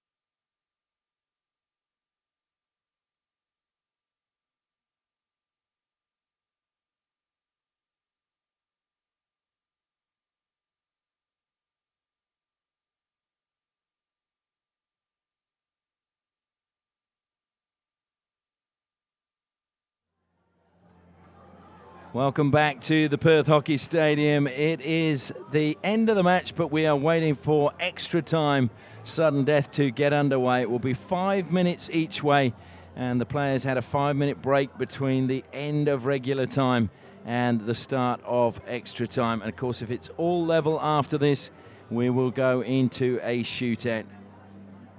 I'm pleased to say Melville, well, they've broken up much quicker, and we still see that, Hale have broken up much quicker. Melville still deep in conversation down below. And they'll be pleased to know that their former goalkeeper, Tristan Clemens, has just messaged to say he's tuning in while he's having his breakfast in Chicago. And he's hoping that the team can get up and get a victory in extra time. That's good to know that no matter where you are in the world, there are always supporters of clubs tuning in, trying to see how they're getting on. So we're not far away from the first period of extra time. Are we going to see a winner, or are we going to a shootout? It has been such an evenly matched game. It was Hale who took the lead in the 18th minute through Josh Bone field goal. And then 2 goals within a minute for Melville, scored by James Day and then Ryan Hyder. And then it was Liam Flynn who flicked home a penalty corner to equal things up just at the end of the third quarter. So Tim Brand about to get the extra time underway. And there's a real buzz around the Perth Hockey Stadium because this has been such a great advert for the league here in Western Australia. A league that many believe is the best in the country. And the young ball boy getting a round of applause as they carry the goalkeeper's kit to the other end and thoroughly deserve it. That's heavy and smelly. Anyway, we thank our sponsors, Kookaburra, Tiger Turf, Danks Furniture, Ausdrill and FMG for making the live stream of these games possible. And, well, unfortunately, that one's dropped his load just short of the 23-metre line. And James Day helps out, lobs it all behind the goal. And Tim Brand stands on halfway, just practicing his close ball skills. The whistle goes. Extra time is underway. Who will come out on top? Will it be the team that finished top of the ladder, Melville, or will it be Hale, who were just 1 point behind them in the regular season? A place in the grand final up for grabs. And who's going to claim it? Belts has come into that 5 metres. Kyle Potter was very quick to appeal for that one. Day comes forward now for Melville. Tim Gears is directing traffic. Lifted, though, by Day when maybe it would have been better to keep the ball on the deck. I do think sometimes just uses that aerial pass too much. Too predictable. Over the side it goes. But it was good work by Sam Ashton. Tim Deven will take the free hit. Great angle pass, and Jeff Cock was there, but tired legs. He never got on the end of that on the reverse stick. Difficult one. He gives a thumbs up to Tim Deven, though. And now Hale looking to try and pin Melville back in their final third, but when Day's there, I think we'll find it will be going to the air. It does again. Missed by Belts, coming forward where, oh, great control in the end from Braden King. King releases it wide, across the face of goal. Still alive, Flynn spins, it's deflected again, and the penalty corner finally comes, and Melville are absolutely livid. They don't feel it should be a penalty corner. Tim Gears is questioning that, but it's a decision that has been made. And the umpires are just conferring. I'm not sure that's going to change. Hale are already getting ready to set that up. And after conferring, it is still a penalty corner. Tim Gears again wants to have a chat with the umpire, and good to see the umpire explaining why he made the decision. I'm sure Tim Gears doesn't agree with the decision, and judging by the way he was shaking his head, he clearly doesn't. But this could be a crucial decision, because if Liam Flynn, who scored from his last penalty corner, manages to beat Nick McCorn in the Melville goal, it will be Hale heading to the grand final. And Melville will have to play off the winner of WASPS versus Westside Wolves coming up after this. Comes out to Flynn. Flynn's left it behind. Great defence. Good work by Tim Gears. Gears is still running forward with his protective gear, but Devon again manages to get his legs in the way. Well, there was a complete miscommunication top of the circle by Hale when they really needed it to be on point. Tim Gears, though, brilliant running by him, the first runner. Great leadership from him. He's hit the turf now. Dispossessed by Liam Flynn. Flynn looking for options. Coming back is Shonkin. Flynn tried to get the ball forward. It was intercepted brilliantly by Ross Hall. Now carried forward by James Day. Day, great diagonal pass. Unfortunately for him, Justin Knapp was ahead of it and read it really well. Belts now holding the ball up in the midfield for Hale. Pushes it out wide. Well, these players must be a little bit tired, and it's a free hit given away on the 23 metres. Trying to play on quickly. They've given away possession again. Tim Gears, though, played it into his own teammate. Hale play on quickly, and Cock wants a free hit. He's going to get a long corner.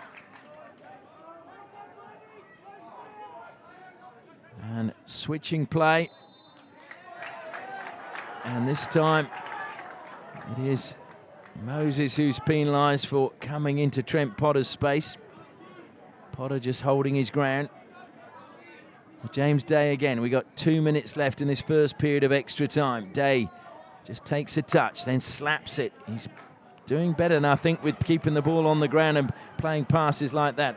That's just my opinion, though. Belts, good skills from him. Closed down, goes across field, and touch from Bone was there, but it was not under control, and over the side it goes. Dylan Forbes.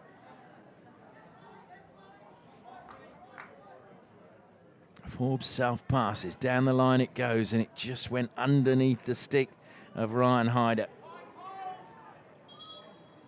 So it'll be a 16 to Hale, but we had 2 balls on the pitch, so just a delay momentarily.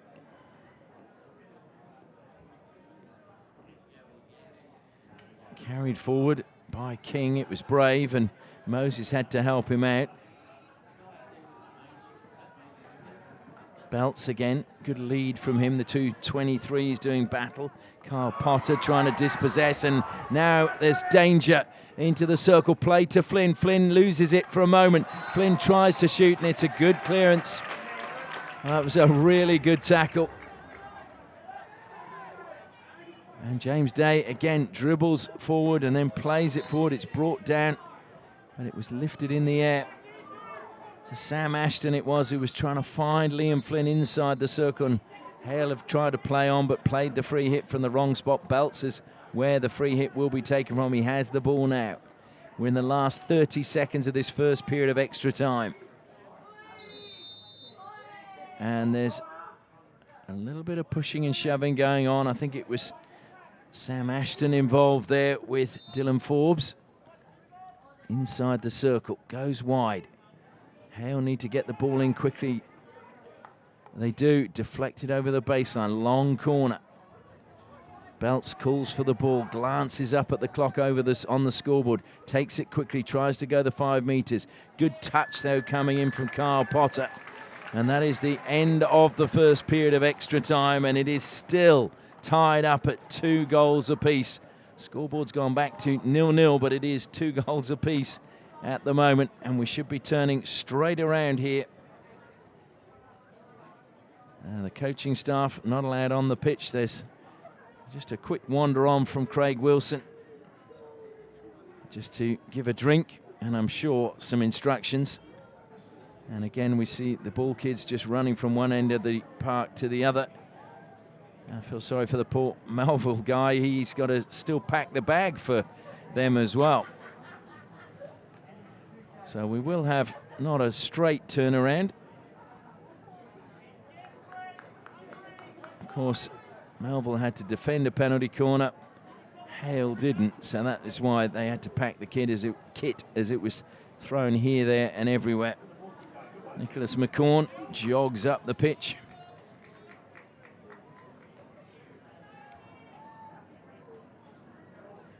And with his kit, he's given up the ghost. He's going to walk the final 27 metres. So will be Hale to get the second period of extra time underway. Are we going to see a winner, or are we going to go to a shootout? The whistle goes and Hale push back. Braden King. Hale's from Geraldton, used to play for the Murchison Club up there. I'm sure they'll all be tuning in to see how he's getting on. Foul from Devon on Tim Gears. Gears plays it forward, but just again runs away from Patrick Welsh.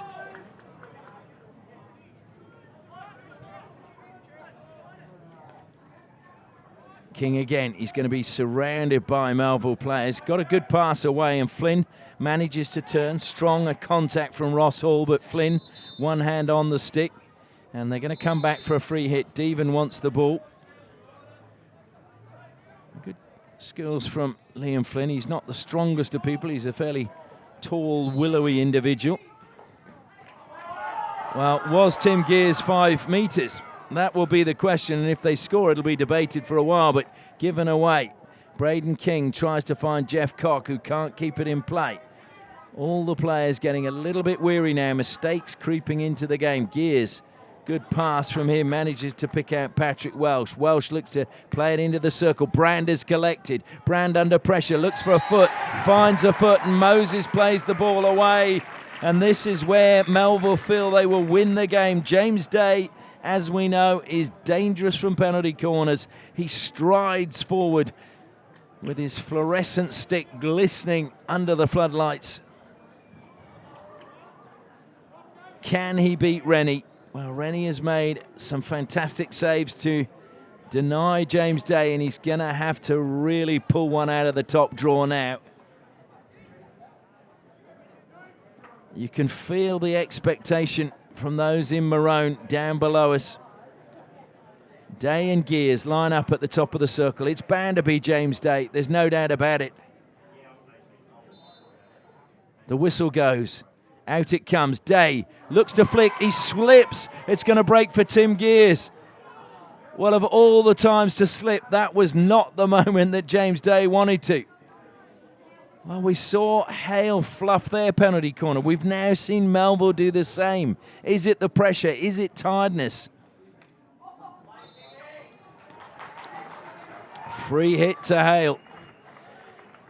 Well, these two teams are two of the best at converting penalty corners in the competition. Flynn again, great turn by him, top of the circle. Flynn, is he going to get a shot away? He's forced wide, does shoot. Good save from McCorn. The rebound comes back. Great block, but a penalty corner.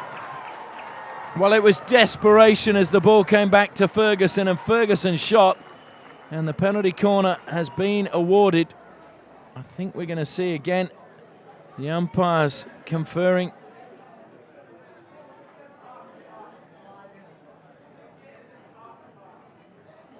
Yep, it is going to stay a penalty corner. Well, it was desperation, and if Hale don't score, then it was a job well done.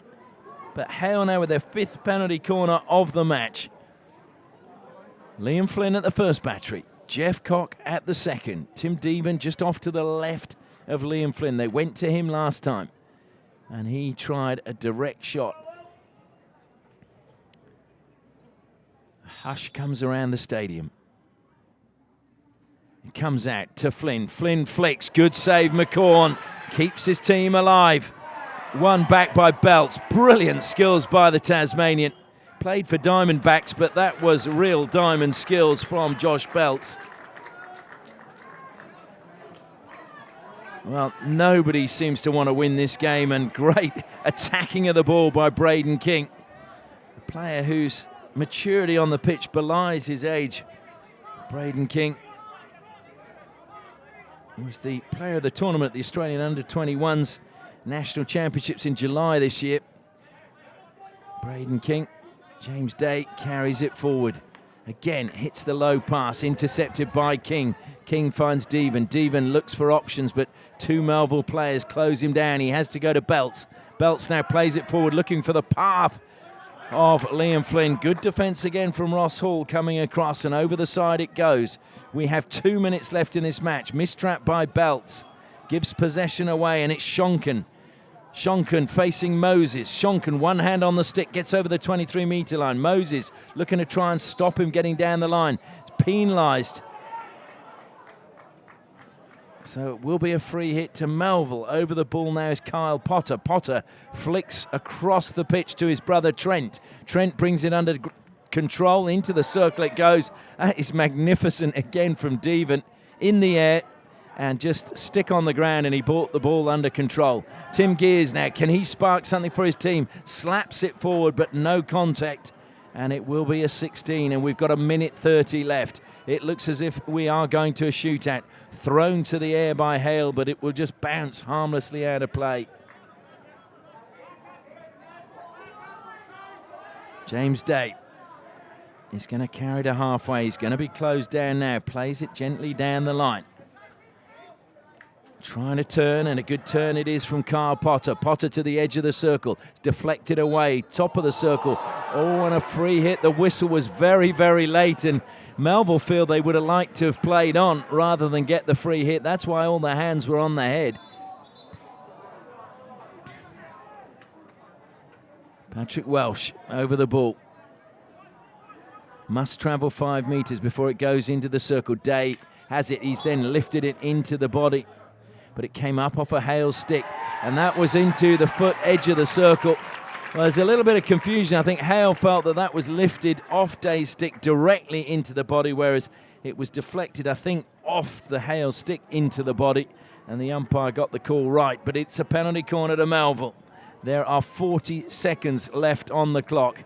Is this the moment where they steal the victory and book themselves a place in the grand final a week on Saturday? James Day waits again at the top of the circle. He has 19 goals from penalty corners, but if he gets one now, this will be the most important one he's scored all season. Day and Gears at the top of the circle. Movement early, and it's a mistrap again by Melville, but into the circle it will go, and it's over the baseline. Long corner. Mistrap that time by Kyle Potter. Well, would you believe 3 penalty corners from some of the best exponents of a penalty corner routine in the league, and they've been fluffed in extra time. Over the side it goes, this time off the stick of Justin Knapp. Knapp trying to keep his defence solid at the back. Knapp with his stick low down. Over the baseline it goes. Tim Gears plays on, closed down. That was brave by Liam Flynn, and the hooter goes, and we are headed for a shootout.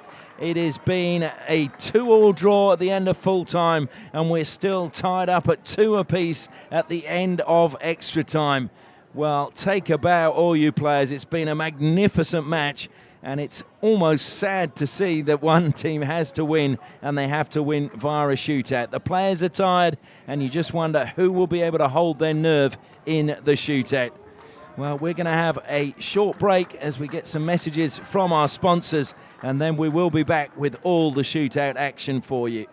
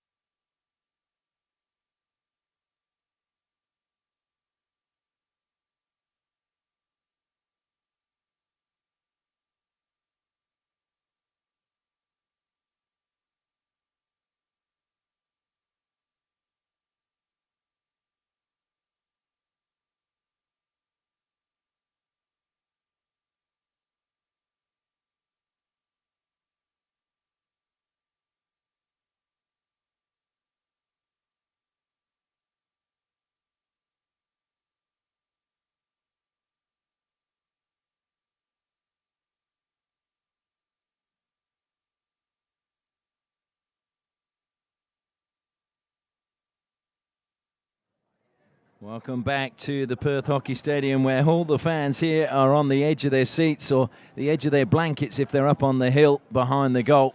Shootout about to get underway. And just a reminder, if you have enjoyed this game and you want to catch the Thundersticks in action in the new Hockey One League in Australia, you can get your memberships now for the season. 3 games at home for the Thundersticks in this new competition.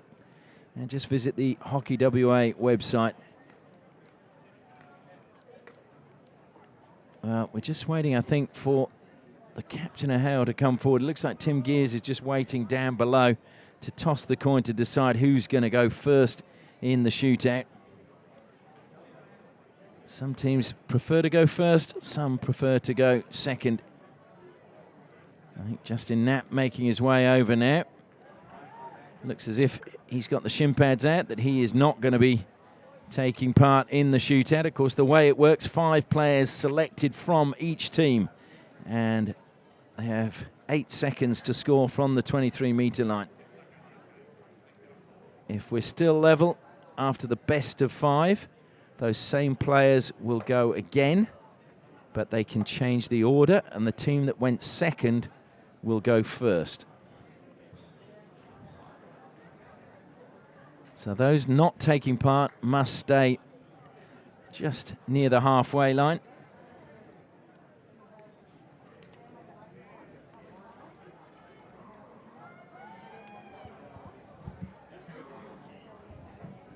So the goalkeepers, it's all up to them now.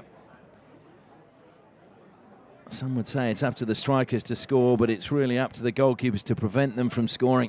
Just narrow the angle and make it difficult. Ben Rennie, who we said has had an outstanding game, and it looks as if first up will be Ross Hall for Melville. And he's faced with Ben Rennie.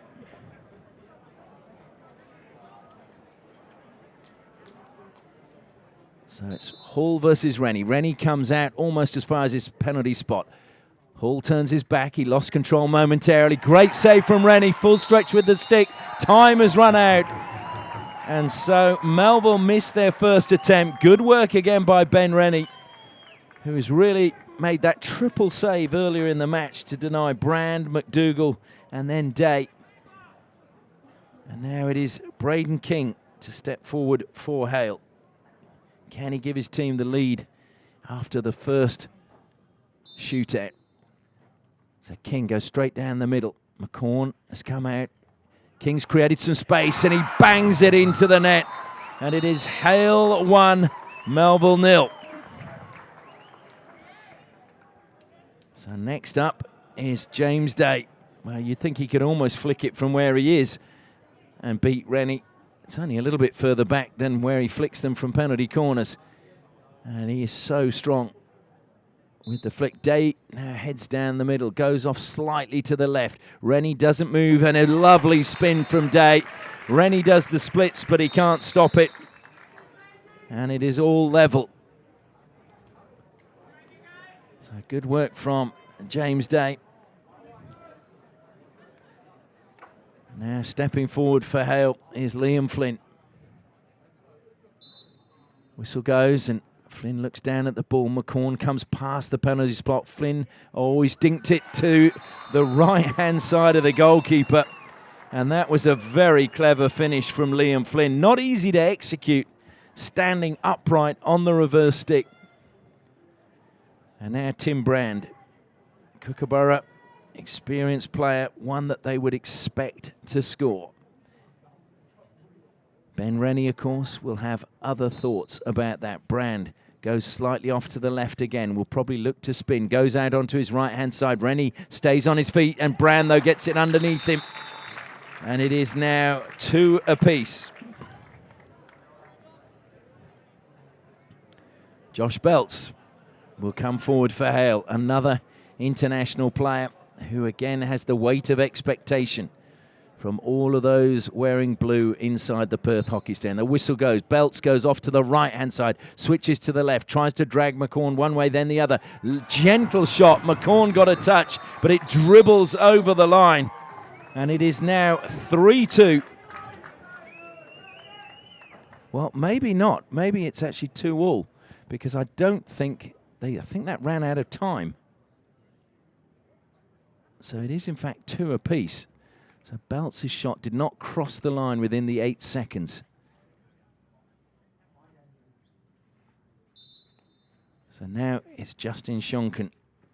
Shonken goes towards Rennie. He's got very, very close. Rennie, and he just got it over the stick of Rennie. So Shonken now gives Melville the lead for the first time in the shootout. And that could be crucial. It's Tim Deven now, retired international player. Deven heads forward, goes to the left-hand side, then spins, and that's a wonderful finish from Tim Deven to tie things up at 3 apiece. There is nothing separating these two teams, as there hasn't been all season. And now Tim Gears comes forward, the captain of Melville. Says he wants to win a first premiership for the club. His family have been involved in it for so long. The pain of that grand final loss 2 years ago still hurts. Gears goes over to the left-hand side. He's now got to get the shot away fairly quickly. Rennie's gone. It's gone really wide, and he's run out of time. Well, the celebrations. In fact, it is 4-3. So obviously then that Josh Belt's goal did count. The scoreboard has changed. So Hale have won, and it is Ben Rennie who's been the hero. It is 4-3 to Hale in the shootout. So Hale go through to the grand final. And Melville will have to wait and see who they play. The game coming up after this is WASPS versus Westside Wolves. And that will be the winner of that game will play the Melville City in the playoff to go through to the final. But it is Hale who've been victorious. They took the lead here in the 18th minute, were pegged back, conceded 2 within a minute, and then managed to find an equaliser through Liam Flynn, and no goals in extra time. But in the end, in the shootout, it was Hale 4, Melville 3. Hale progressed to the grand final.